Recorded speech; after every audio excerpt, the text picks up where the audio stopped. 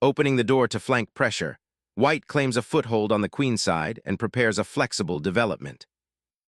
Opens a path for the queen and bishop, preparing for solid central control and potential queenside expansion.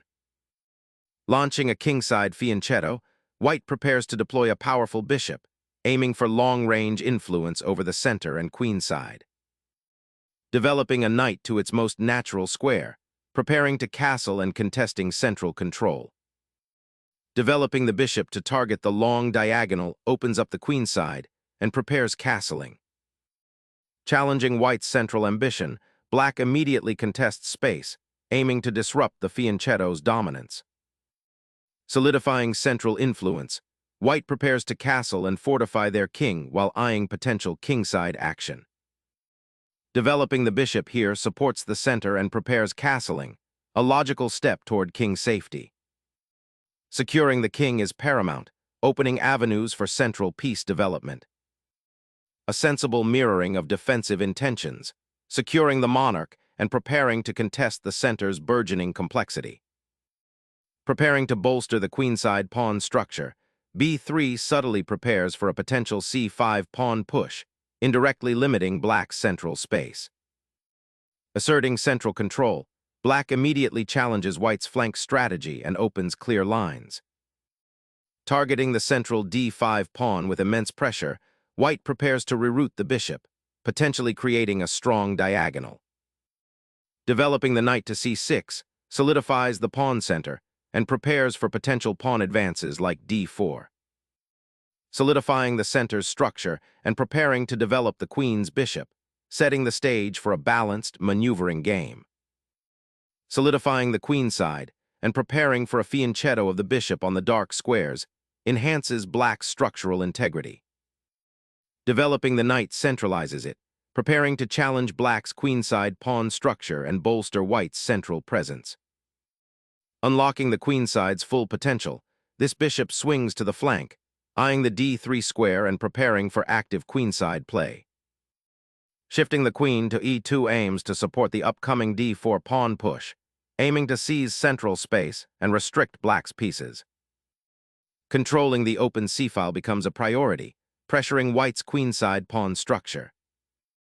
Rallying the rook to the central files, white prepares to contest open lines and bolster the d-pawn's defense. Unleashing pawns to seize central space dramatically alters the dynamic, creating immediate tactical possibilities and demanding careful defensive coordination. Sacrificing central space opens lines and can lead to dynamic play, testing black's pawn structure. Black embraces the open c-file, transforming the board into a dynamic battlefield with immediate central influence. Suddenly, the knight leaps to b5, eyeing the vulnerable c7 square and disrupting black's pawn chain. Unleashing a pawn on the 7th rank boldly challenges the center, forcing a concession of space and potentially opening lines for attack. Retrieving the queen to f1 strategically repositions it, preparing for potential pawn pushes on the king side or offering defensive support. Unleashing the bishop to c5 aims to disrupt white's queenside structure and challenge control of the central dark squares.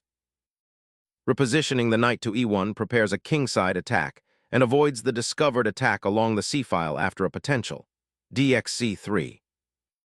Capturing that bishop opens up black's queenside pawns, creating lasting structural weaknesses. Opening the c-file dramatically alters pawn structure, creating an isolated pawn for black and freeing white's queen. The knight's jump to b4 initiates a bold pawn grab, challenging white's central control and aiming to disrupt the opponent's defensive structure. Securing the e3 square and preparing for further queenside development, this bishop repositions to a more active diagonal. Shifting the bishop to d4 aims to reroute it for counterplay, perhaps targeting the kingside indirectly, while also contesting the now open d-file. Liberating the bishop from its pawn screen allows it to survey the queenside and potentially support a knight transfer. Relinquishing the bishop pair surrenders the initiative and cedes control of key diagonals. Finally, opening the d-file, this pawn capture ignites activity and promises a more dynamic middle game clash for white's pieces. unleashing a daring rook sacrifice to pry open the c-file, aiming for tactical chaos. Launching an assault on the queen side, this pawn push aims to disrupt black's bishop pair and gain space. Initiating a daring counterattack by rerouting the knight to a more aggressive outpost, aiming to disrupt white's central control. Initiating a daring rook sacrifice to disrupt black's queenside structure and gain initiative. Black now untangles the queenside, preparing to contest the vital d-file and pressure white's isolated pawns.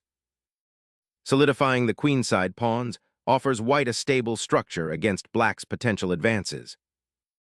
Preparing kingside expansion, this move cultivates a solid pawn structure, hinting at future aggressive intentions. Securing the open d-file now sets the stage for pawn breakthroughs or direct piece pressure. Consolidating the central pawn majority after the exchange, black aims to activate the rook on the open c-file. Stripping away that knight simplifies the structure, opening lines and aiming for a clear advantage on the open c-file. Reclaiming the knight liberates black's queenside and prepares to contest the open c-file, a crucial battleground. Reclaiming the knight repositions it for potential central dominance, eyeing the weakened light squares. Capturing the rook opens lines and frees your queen, aiming to exploit white's slightly exposed king.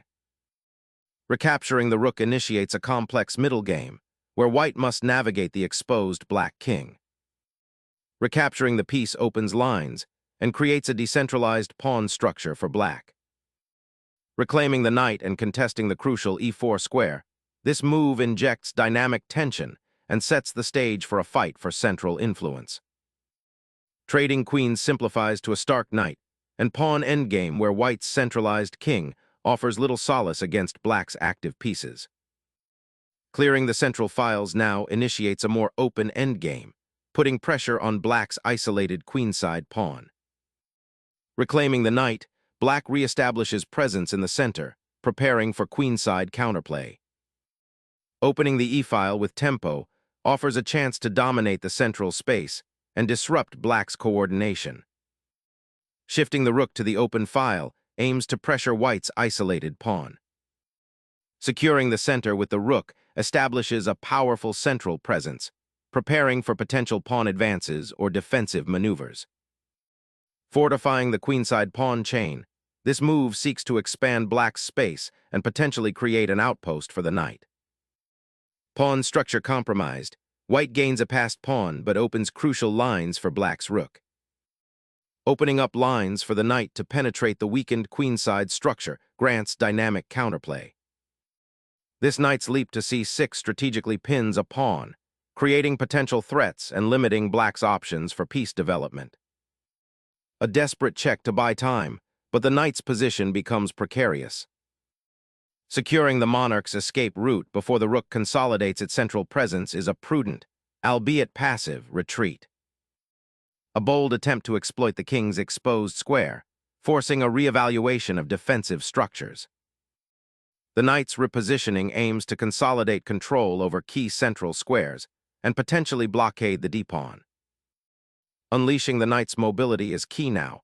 Consider activating it via b7. Reactivating the rook establishes control over the critical central file, preparing for a potential queenside initiative. Snatching the pawn disrupts white's central control and opens lines for black's rook. Opening the king's diagonal allows for a powerful discovered attack, forcing a queen trade and simplifying towards a winning endgame. Prioritizing king safety, the black monarch scurries from the open file, a prudent retreat as the rook on d8 looms. Securing the 7th rank now opens up potential discoveries and forces black's rook into a less active position. Unleashing a positional knight strike, aiming to disrupt white's pawn structure and initiate counterplay. Sacrificing the rook opens a lethal diagonal for the queen and seizes the initiative in a decisive manner. Preserving the king's safety from the open file is the paramount concern. Pushing the rook to the 7th rank establishes a strong outpost and prepares to infiltrate black's remaining pawns. Losing a pawn for no compensation weakens your endgame prospects considerably. initiating a dangerous night sortie to harass the Black King's defenses.